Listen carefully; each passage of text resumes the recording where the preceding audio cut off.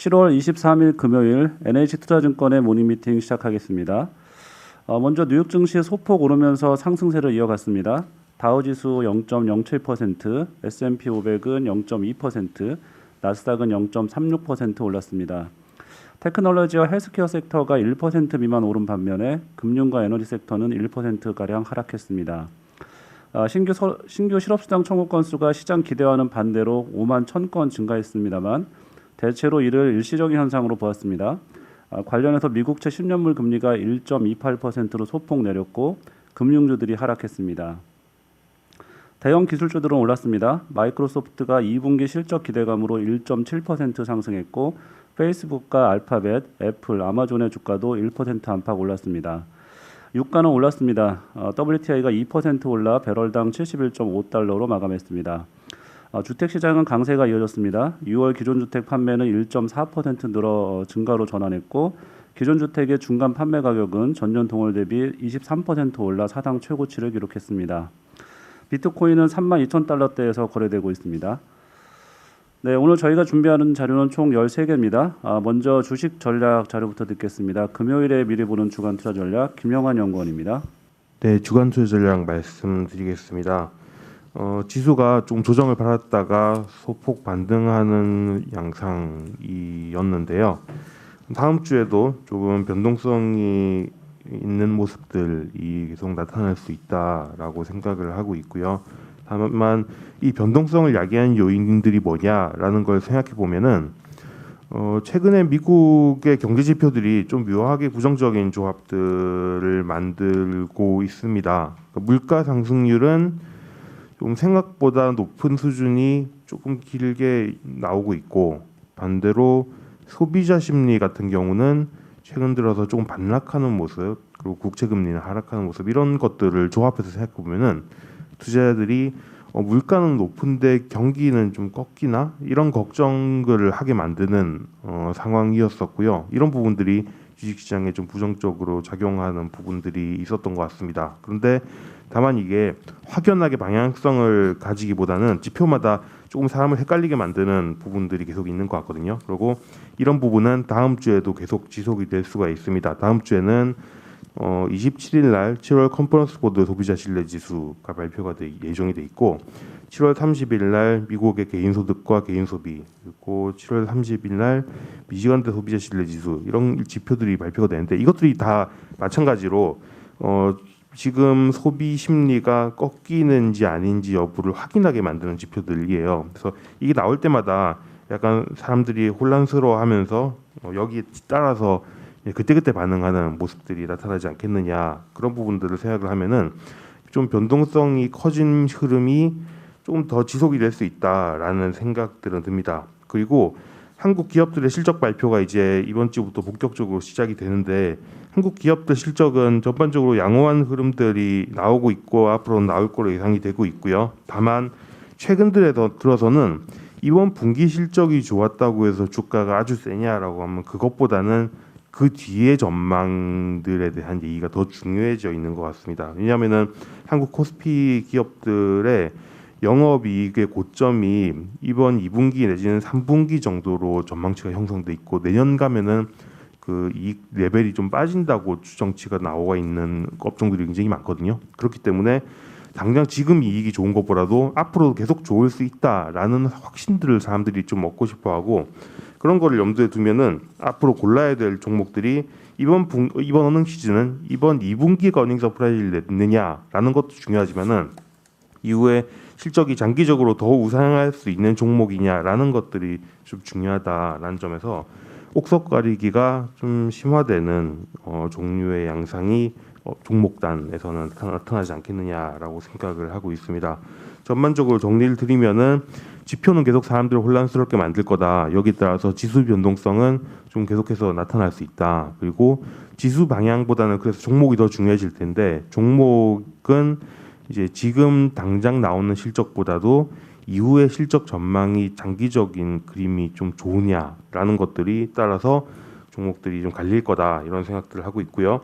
저희가 좀 긍정적으로 지금 보고 있는 거는 장기 실적 전망 측면에서 항상 제일 좋다라고 우리가 얘기하는 인터넷이나 게임 같은 이제 성장성이 높게 지키는 종목들, 그리고 최근에 코로나가 확산되고 있는 거에 따라서 이제 아마도 백신 생산 이런 것들은 아주 장기적인 그림이 될 수 있으니까 이런 거 관련된 헬스케어 종목들, 그리고 최근 들어서 제품 가격 인상 때문에 하반기부터는 이제 실적의 모멘텀이 좋아지지 않겠느냐, 이런 것들을 기대하는 음식료, 이런 것들을 전반적으로 조금 관심 있는 종목들로 생각을 하고 있습니다. 이상입니다.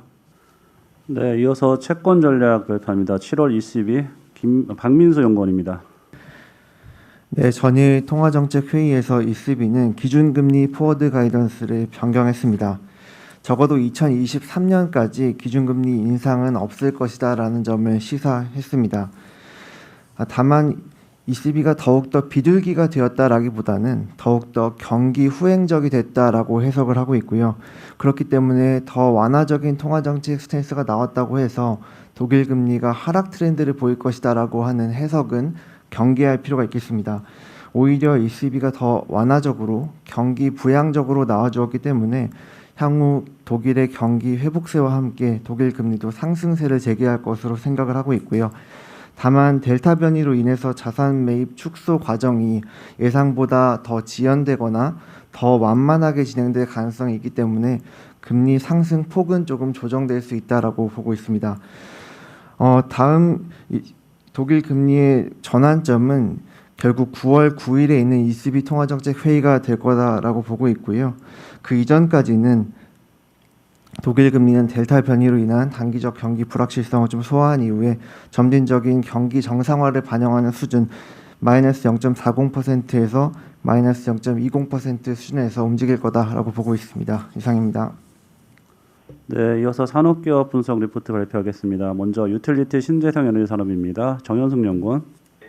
이번 주는 좀 국내외 신재생 에너지 기업들의 주가가 변동성이 크게 확대되고 있고, 투자자들의 문의가 많아서 하반기 신재생 에너지 투자 전략에 대해서 자료를 작성했습니다. 일단 장기적인 관점에서 보면 재생에너지 침투율은 계속적으로 상승할 거로 보고 있는데요. 2020년 말 기준으로 글로벌 전력 시장에서 재생에너지가 차지하는 비중은 12%였고, 아직도 석탄이 35%이기 때문에 석탄을 대체하는 과정에서 재생에너지 성장 여력은 충분하다고 보고 있습니다. 그리고 이제 유럽과 미국에서 이제 탄소 관련된 정책들이 계속적으로 나오면서 재생에너지 보급 확대 계획은 계속 강화되고 있는데요. 단기적인 관점에서는 좀 우려들이 있습니다. 재생에너지 기업들의 수익성이 좀 하락하고 있는데요. 주요 원자재인 철강, 폴리실리콘 가격이 상승했고, 또 운임 상승에 따른 수송비 증가나 물류 버틀렉으로 인해서 프로젝트 설치 지연이 계속되고 있기 때문에 그렇습니다. 실제로 이제 글로벌 탑티어 폭력 기업인 지멘스 감회사는 지난 7월 14일 날 에빗 마진 전망치를 기존 3에서 5%더 이제 적자 전환할 것으로 하향 조정했는데요. 가이던스 조정 이후에 주가가 급락한 바 있습니다. 글로벌 탑티어 기업들이 이렇게 수익성을 하락하면서 이제 부품사들로 하여금 비용 부담 압력이 커질 수 있다는 것들이 이제 리스크로 존재하고 있습니다. 연내 이런 이슈들이 계속될 수 있다라는 측면에서 보면 단기적인 밸류에이션 부담으로 계속 확대될 것으로 보고 있습니다. 따라서 이런 높아진 밸류에이션을 합리화하기 위해서는 장기 성장 동력이 어떻게 기업마다 확보되고 있는지 확인이 필요한데요. 태양광은 단순 제조가 아니라 유지 보수 능력까지, 또 풍력은 육상 풍력보다는 해상 풍력 쪽에 익스포저를 높아야 된다고 보고 있고요. 하반기에도 이런 수익성 하락 압력이 계속될 걸 보고 있기 때문에 단기적인 접근보다는 보다 더 장기적인 시각으로 접근하는 것이 필요하다고 생각합니다. 이상입니다. 예, 수고하셨습니다. 이어서 휴대폰 IT 부품 산업 리포트입니다. 이규화 연구원. 네, 삼성전자가 8월 11일 갤럭시 언팩 행사를 통해서 폴더블 스마트폰 2종, 갤럭시 Z 폴드 3랑 Z 플립 3를 이제 공개를 할 거고요.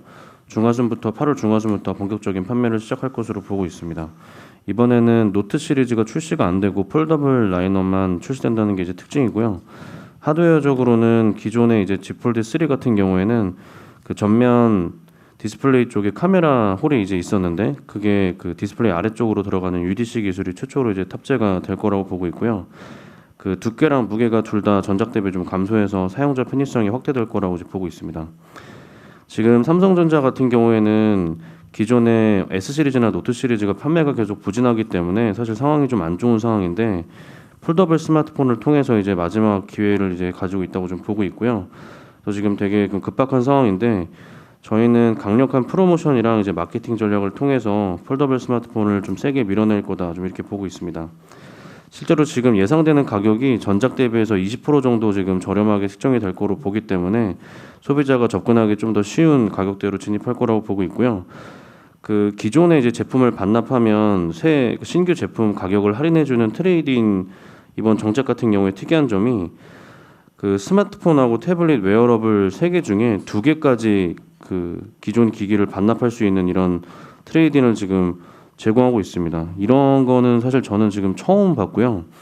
그러니까 2개까지 할 수 있다는 거는 그만큼 이제 가격 할인을 많이 이제 해준다 이제 이렇게 좀 보시면 될 것 같습니다. 그래서 그만큼 지금 급박한 상황이다. 그래서 관련 부품 업체들인 뭐 KH마텍이나 파인테크닉스, 인녹스 첨단 소재, BH 이런 업체들이 대표적인 수요업체지만 그 전체적인 판매 개선이 좀 기대가 되기 때문에 관련 밸류체인들 전반적인 수혜가 좀 기대가 됩니다.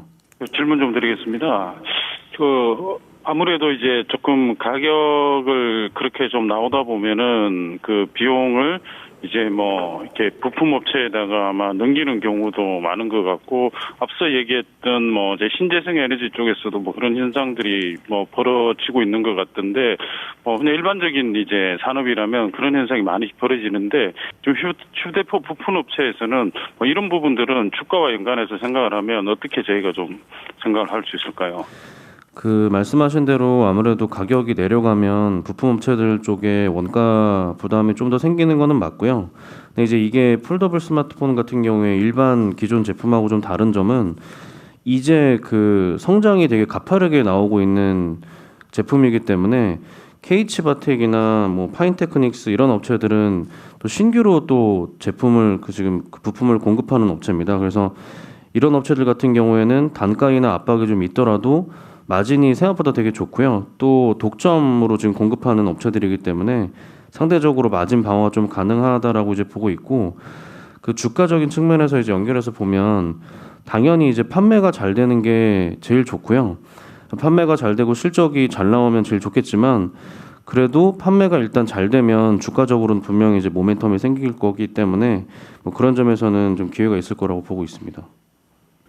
네, 이어서 현대건설기계 목표 주가 상향 리포트입니다. 최준명 연구원입니다. 네, 현대건설기의 말씀을 드리겠습니다. 이 종목은 저희가 3월 말에 투자 의견을 중립으로 하향했던 종목이었고요. 투자 의견을 그때 중립으로 제시했던 이유는 크게 2가지입니다. 첫 번째는 중국이 1분기 같은 강세를 유지할 가능성이 매우 희박하다라고 제가 그때 말씀을 드렸고요. 두 번째로는 중국의 매출을 많이 의존하는 경우는 중국이 실효 지분율이 36%밖에 안 되기 때문에 사실상 영업이익에 비해서 실제로 우리 지배주주들한테 떨어지는 순이익은 얼마 안 된다. 이런 점 때문에 밸류에이션 부담이 있다라고 이렇게 말씀을 드렸습니다. 근데 결론적으로 2분기 실적을 보면 중국이 우려한 대로 일단 둔화는 됐습니다. 저희가 4월에 마이너스 5%, 5월에 마이너스 25%, 6월에 마이너스 22% 중국 시장 위축되는 거 확인을 했고요. 현금기는 이거보다 좀 가파르게 4월에 마이너스 11%, 5월에 마이너스 5%, 6월에 마이너스 61% 매출이 감소하면서 실제로 중국 시장은 부담이 됐고 피크아웃을 하고 있는 걸 확인을 했습니다. 하지만 2분기에 어닝 서프라이즈를 기록을 했는데요. 그 이유는 중국 이외의 지역에서 매출이 81% 성장했기 때문입니다. 결과적으로는 저희가 중국에 대한 우려를 충분히 상쇄할 정도로 타 지역의 성과가 매우 좋다. 현재 중국의 매출 비중이 2분기 기준으로 25% 이하로 떨어졌기 때문에 사실상 앞으로 현대건설기계의 실적의 방향성은 중국이 결정하는 게 아니다라는 점에 저희가 주목을 하고 있습니다. 현재 저희가 그 도표에도 저희가 6페이지에 표기를 하고 있는데요. 미국 주택건설 지수 여전히 81을 기록하면서 역사적 고점 수준을 유지하고 있고요. 유럽 건설 생산 성장률도 4월부터 플러스 42%대로 올라와 있습니다. 국내 주택건설 경기도 현재 화랑으로 돌아선 상황이기 때문에 결과적으로는 저희는 중국 지역의 마이너스 성장이 앞으로 하반기 내년까지 지속된다 하더라도 타 지역이 이걸 충분히 커버한다 이렇게 보고 있고요. 중요한 건 중국은 실효 지분율이 36%지만 타 지역에서 발생하는 이익은 100% 현대건설기계 지배주주들이 가져올 수 있기 때문에 결과적으로 이러한 것들을 모두 감안했을 때 저희는 매출액과 영업이익 그리고 특히 지배주주 순이익 추정치가 대폭 상승하게 됩니다. 그럼으로써 저희는 새로 얻게 된 추정치를 기준으로 판단했을 때 이 종목이 절대 고평가 상태가 아니다라고 이렇게 보고 있고요. 지금 굴삭기 시장은 중국 판매량만 월간 나오기 때문에 투자자들이 여기 매몰돼서 중국이 꺾인다 이것만 생각을 해서 보수적으로 보고 있기 때문에 실제로는 저희가 너무 중국에 매몰돼서 이 회사의 다른 지역 포텐셜을 좀 과소평가 한 게 아닌가 이렇게 생각을 하고 있어서 투자 의견을 바이로 상향했다고 보시면 될 것 같습니다. 결론적으로는 중국에 의존할 필요가 없고 다각화된 전략이 굉장히 좋은 성장을 유지할 것으로 보고 있습니다. 이상입니다. 그 중국 이외 지역에 되게 성장이 높게 나타난다라고 이렇게 리포트에 보여주셨는데 이 지속성은 어느 정도까지 보고 계신 거죠? 일단은 저희가 2분기만 보면 미국이 46%, 유럽이 40%, 인도가 174%, 그다음 우리 국내도 한 50% 성장을 했고요. 좀 인상적인 지역들은 저희가 소위 신흥시장이라고 부른 지역입니다. 동남아라든지 남미 아니면 아프리카 이런 지역들이 사실 코로나 사태 때 어느 지역보다도 취약했다고 볼 수 있는데요. 그래서 이제 코로나 사태가 완화되면서 올라오는 게 플러스 149%를 기록을 하고 있습니다. 결과적으로 저는 신흥 지역들은 코로나 사태가 이제부터 조금씩 완화되는 모습이기 때문에 하반기 내내 플러스 성장을 유지하는데 무리는 없을 거다라고 이렇게 보고 있고요. 또 글로벌 굴삭기 전문 리서치 기관인 영국의 오프 하이웨이의 의견을 보더라도 내년 2022년 전망에 대해서 중국 이외의 지역은 모두 모멘텀이 지속될 가능성이 높다라고 이렇게 가이던스를 주고 있고 많은 투자자들이 여기에 기초해서 의사결정을 하고 있습니다. 네, 이어서 LG생활건강 발표하겠습니다. 조미진 연구원. 네, LG생활건강 어제 점심 이후 실적 발표를 했습니다. 영업이익 수치는 3,358억 원 기록했고요. 이 수치 자체도 당사 추정치와 컨센서스를 소폭 하회했습니다. 여기에 6.18 성과가 워낙 좋았기 때문에 2분기 실적 기대감이 높았으나 중국 성장률이 예상과 좀 다르게 나오면서 내용 측면에서 좀 실망하신 것 같습니다. 최근 델타 변이 바이러스 확산까지 있어 물류나 운송 등의 불확실성도 발생하고 있는 상황입니다. 따라서 당분간 투자 심리는 긍정적이지 않을 것으로 좀 예상하고요. 하지만 2분기 좀 자세하게 보게 되면 면세는 90% 성장하면서 중국 현지와 면세를 합산한 전체 대중국약 수요는 50% 넘게 성장했습니다. 따라서 브랜드력은 건재하고 이를 기반한 장기 성장 방향성이 유효하기 때문에 지금처럼 점진적 기업 가치 상승은 이어질 것으로 전망합니다. 이상입니다. 네, 다음은 네이버 리포트 발표합니다. 안재민 연구원. 네, 네이버 말씀드리겠습니다. 일단 주요 사업들의 이제 매출이 지금 고성장 중인데요. 광고, 커머스, 컨텐츠, 클라우드 이 4개 주요 사업들의 매출이 지금 작년 하반기 이후로 계속 고성장을 보여주고 있는 상황입니다. 그만큼 네이버가 영향력이 확대가 되고 있다라는 증거일 수 있다라고 저희는 판단을 하고 있고요. 특히 이제 이번 분기에 보시면은 광고, 그러니까 서치 플랫폼이라고 불리는 광고 중에서도 디스플레이뿐만 아니라 검색 광고가 오랜만에 이제 실적 성장을 보여줬는데요. 이게 이제 오랜만에 이제 두 자릿수대 성장을 좀 보여줬고 작년 코로나 영향도 일부 있었지만 올해 이제 검색 광고의 좀 구조 개편이나 이런 것들이 나오면서 매출 성장이 좀 나타나고 있습니다. 특히 이제 검색 광고는 캐시카우이자 네이버의 메인 사업이기 때문에 이 부분의 실적 성장이 올라오는 것이 좀 의미 있다라고 저희는 판단하고 있고요. 커머스 쪽은 이마트 장보기 서비스가 4분기 중 시작이 될 예정이 있습니다. 조금 당초 예상보다는 조금 늦어지긴 했지만 어쨌든 하반기에 모멘텀이 될 수 있다라고 보고 있고요. CJ 대한통운하고 물류 협력이 기존의 곤지암 물류센터뿐만 아니라 이제 군포센터까지 확장을 하는 모습들이 이제 보여주고 있고 관련해서 커머스 쪽에서도 영향력 계속적으로 1위 가져가지 않을까 싶습니다. 웹툰은 5월달에 와패드라는 업체, 미국 업체를 인수했고요. 마무리가 됐고 와패드 웹툰 스튜디오를 설립해서 미국에서 또 콘텐츠 제작이랑 웹툰 제작 쪽으로 확장할 예정이 있고요.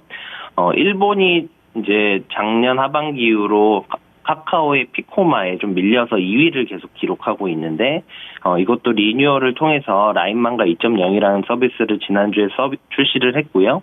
이 부분들 또 다시 이제 실적이나 성장에 좀 기여하지 않을까 싶습니다. 다만 이 회사 이제 영업이익이 좀 성장 기대에 좀 못 미치는 부분들이 좀 있는데요. 올해 1분기에 있었던 대규모의 스톡 옵션 그리고 커머스로 인한 마케팅 비용 증가 때문인데 이 부분들 때문에 아마 올해까지는 영업이익은 매출 성장에 비해서는 조금 더딜 것으로 보고 있습니다. 다만 내년도 2022년부터는 또 기저효과가 어느 정도 잡히기 때문에 큰 폭의 실적 성장 기대하고 있는 상황입니다. 이상입니다. 네, 이어서 포스코하고 포스코 케미칼 제가 말씀드릴게요. 둘 다 실적 리뷰 자료이고요. 포스코는 저희 목표 주가 49만 원 투자 의견 바이 유지합니다.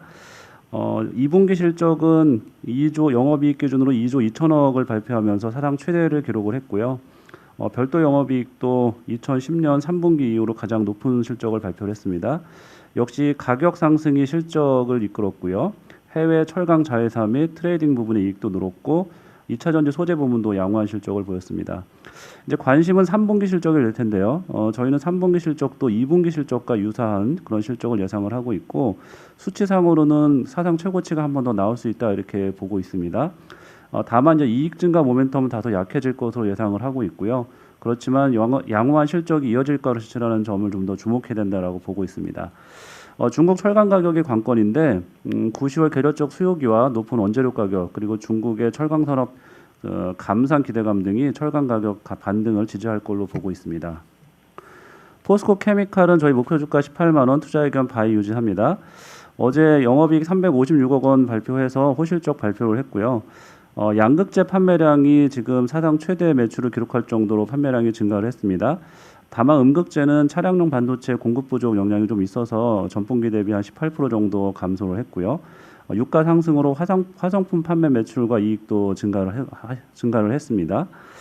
이 회사는 뭐 분기 실적보다는 성장성에 더 포커싱을 해야 되는 회사인데 지난 7월 8일이죠. 경상북도 포항시와 양극재 공장 신설 투자를 위한 양해각서 체결을 했고요.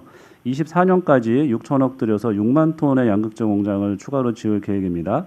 이렇게 되면 양극재 공장의 국내 캐파는 이제 완성이 되고요.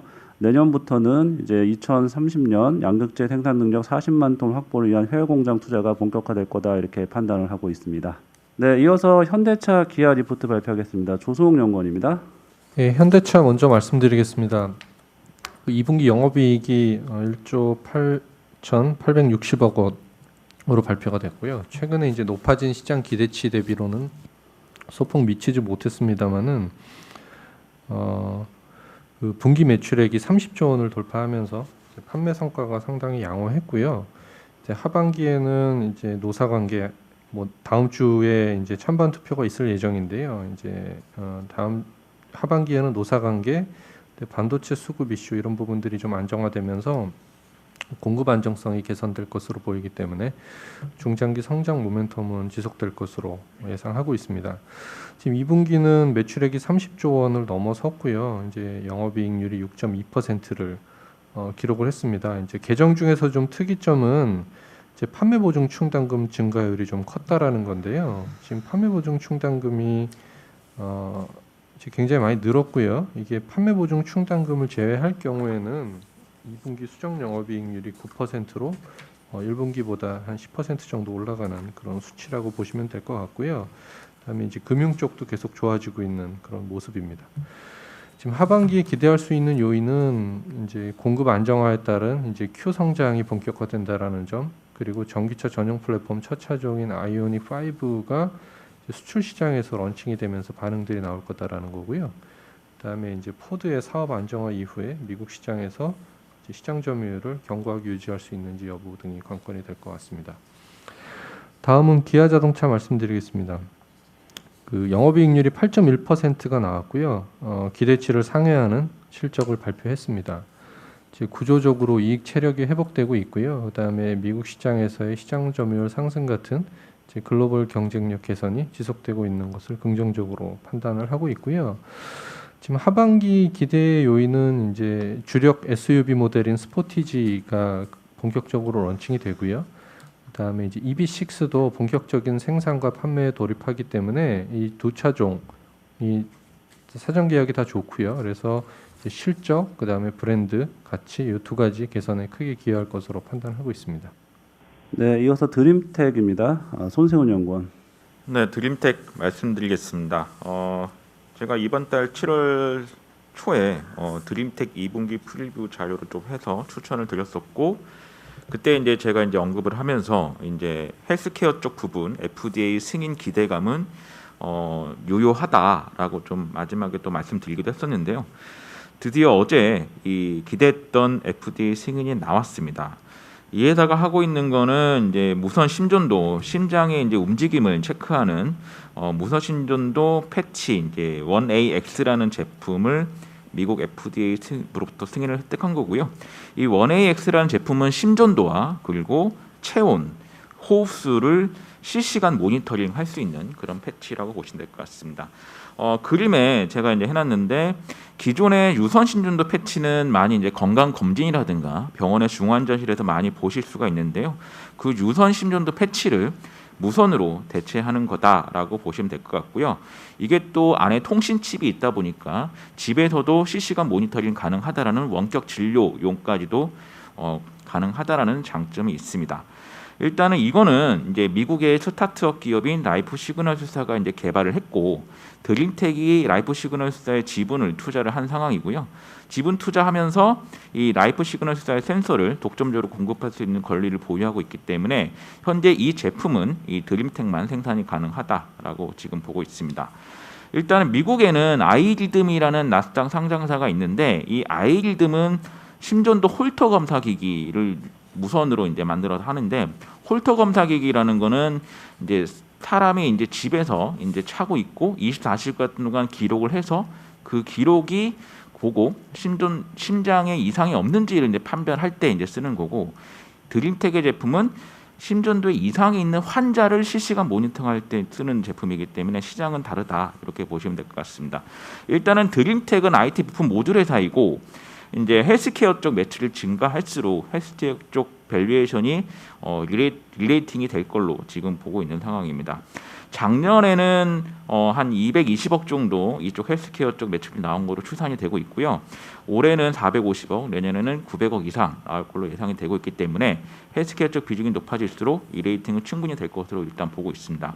그리고 앞서서 이규하 연구원이 이제 삼성 폴더블 스마트폰 얘기도 했는데요. 제가 7월 초에 언급했듯이 드림텍은 삼성 폴더블 스마트폰의 지문인식 모드를 독점적으로 공급하고 있는 회사입니다. 그렇기 때문에 이에 따른 이슈도 또 부각이 될 수 있기 때문에 드림텍이 어제 뉴스가 나오면서 변동성이 심했지만 이게 어느 정도 안정이 된다면 계속 좀 추천을 드릴 예정입니다. 이상입니다.